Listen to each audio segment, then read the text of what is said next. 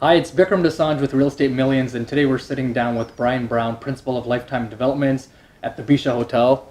This amazing suite, it's called the Rockstar Suite. It's the Rockstar Suite, Honestly, yeah. looks unreal. I walked in, it's such a wow factor. I want to we'll talk about EXO Condos. So, Brian, thank you for, giving us the time to talk about the project. So let's talk a little bit about EXO. It's right at King and Dufferin. I honestly feel it's much needed supply in that neighborhood. You guys are bringing something that's totally different than what else is already kind of in that area. And it's its own neighborhood at the exact same time. So let's talk a little bit about EXO, your vision, from the time you guys acquired the site and all that type of stuff. So we got involved in this site about 5 years ago. Okay. It was an interesting and kind of different zoning process because the neighborhood was very passionate about the site. Yeah. So they were very involved. We had multiple meetings with the city, with the residents. What's interesting about this neighborhood and this particular project is that it doesn't really belong to a specific neighborhood. It's really at the crossroads of many different neighborhoods. So you got King West, Queen West, Exhibition Stadium, Liberty Village, and Parkdale all kind of colliding at one spot.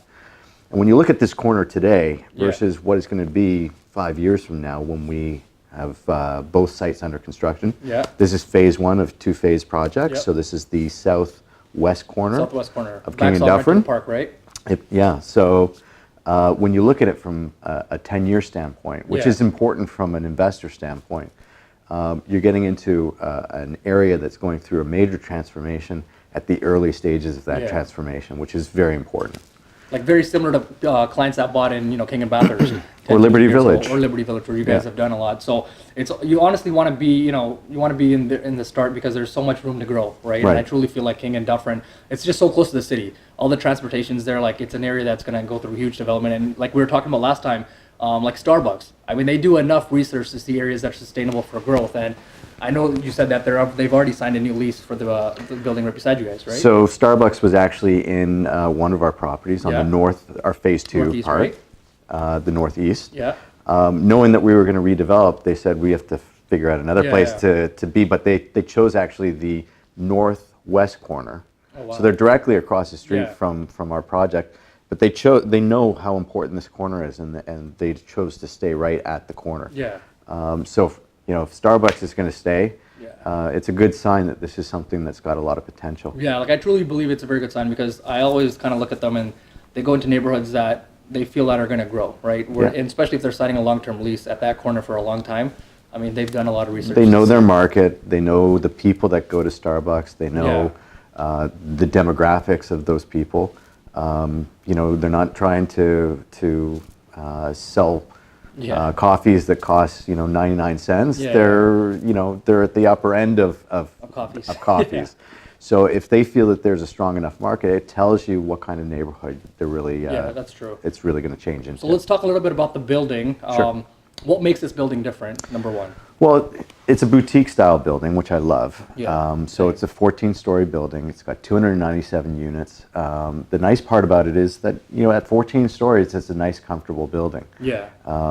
You get to know your neighbor, which also was something that was important for us. When we looked at the amenity space, we know that we treat our amenities like they're the extension of each of the suites. Yeah, very true. So we know for a fact that this building is going to be attractive to a number of different groups. Yeah. Liberty Village, we have a lot of young families or young couples that moved into Liberty Village years ago. They're now moving into the next stage of their life. They're starting families.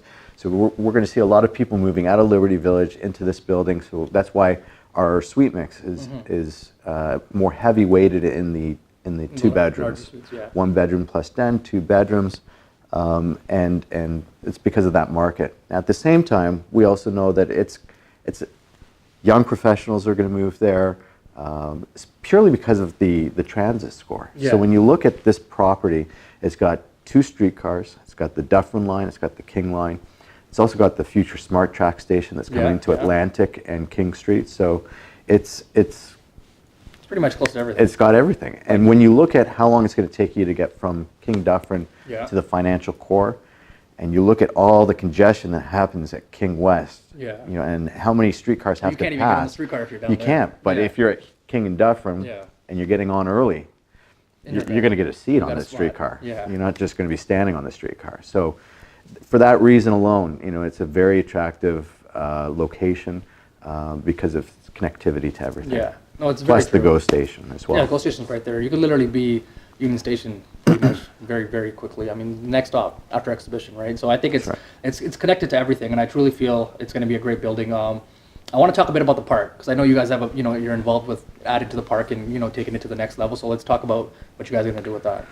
Well, the park itself just went through a major renovation a couple of years ago. City of Toronto bought a house that was on the north side of the park. They tore that down and expanded the park. So they know that this area is park deficient and they need to add to the amenities in the neighborhood. In addition to that, now with our development, we're adding to the park again. So we're donating land to the city through the normal process of our approval, and it will be an expansion of the existing park. So now the park is going to be about 20,000 square feet. Wow. And it has a splash pad and it has a major jungle gym area. What's important is that this is a facility that you're getting at the building that you're not actually paying for. It's not part of your maintenance fees. Yeah, you're right. So the city maintains it. It's a beautiful park, and it's like having a huge backyard for your building. Yeah, I think it's pretty cool. I mean, there's so many buildings that they're just buildings. With this building, there's more than just that. Like just what we're talking about, the amenities, everything's an extension of the unit. And I really believe that's true because you look at buildings that do well. I mean, 500 square feet is 500 square feet, but it's what else? You know what I mean? What else does that building offer the neighborhood? I think the park's going to be a really big, really big thing, especially for the type of clients that want to move into this property. The other thing that it's nice is that it gives the building a little bit of breathing room. Yeah. So we talk a lot about towers and separations and congestion in the downtown core. Here you're going to have a nice 20,000 square foot park on the south side of your building. Yeah. That's going to give you a nice buffer between buildings. So that opens up your light, your sky view, your south views. The way that the building feels when you look out your window. Yeah. Well, let's talk a bit about views. I know there's some pretty cool views.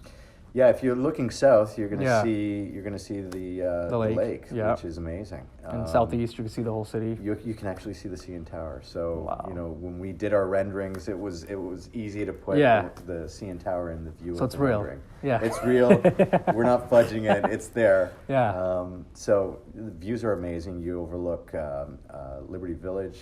You overlook the exhibition stadium. Yeah. You can actually see BMO Field. Oh, wow. The nice thing is that there's not a lot of height on the western portion of Liberty Village. Yeah. So it's mainly that's the employment area of Liberty Village. So you don't have tall towers.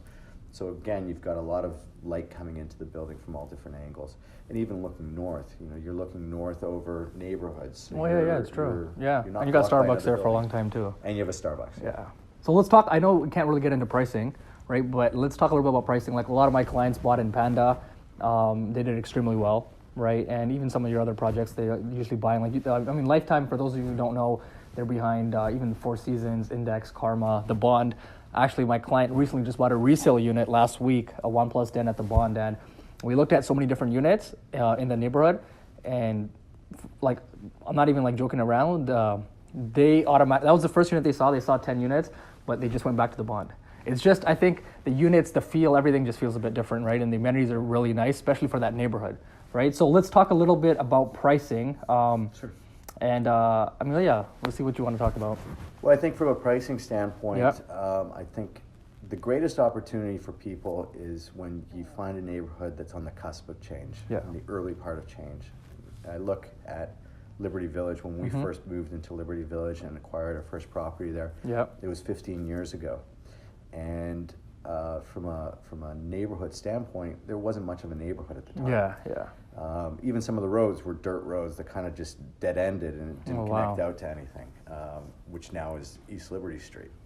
Oh, wow. So I didn't even know that. Yeah. That's pretty cool. So our building was right on the corner of Hannah and East Liberty Street. Yep. And East Liberty Street was just a dirt road that Just didn't dirt. connect out to Strawn yet. But the important part is that when you look at the opportunity, it's getting to a neighborhood that's starting. Yeah. Not when it's at the end. When it's at the end, prices have already escalated. Yeah, and you're paying a But premium. when you're Yeah. at the beginning, and you've got to realize that we're going to do construction. Construction is going to take a couple of years, so Yeah. we're looking at a couple of years down the road. more and more change is going to happen. And even when I look at this building at King and Dufferin, when we first started to do the zoning to where it is now, a lot of changes already happened. So I think there's great opportunity, there's great potential. Yeah. We're one of those developers that likes to see our purchasers make money, feel comfortable about their purchase, enjoy it, resell it. You know, it's not that we're trying to get the last dollar as we're going through. Which is actually very true, because I've noticed that you guys have a lot of repeat buyers. We do, yeah. Right? You have a lot of repeat buyers. Pretty much any of my clients that have bought Lifetime always want to buy Lifetime. They've always made money, and it's not only that. I think customer service all the way to the end, right? The buildings turn out really, really well, and they've built some of the best buildings within the city. And we can even talk about, we'll do another video, so I'll just talk about Panda Markham a little bit. Sure. Yeah? Okay, cool. So I want to quickly talk about Panda Markham, named after Panda. That was right in downtown, pretty much a great location, right at very close to Yonge and Dundas. So Brian's going to talk a little bit about Panda Markham, which will be coming hopefully soon. Soon. Yeah. We're going through the zoning process right now, so we filed our application early last year. Yeah. We have our community meeting coming up. So we're at the early stages, talking to the city, trying to understand how our application is going to be accepted and modified. It's you know, the early stage, the first application, first submission is a very telling submission. But at the same time, we look at it as a process, and there's a lot of changes and getting to know the neighborhood and what we can do to make things better for the neighborhood. Because the design looks unreal. Well, for Markham, we want to do like a landmark. an iconic landmark type building.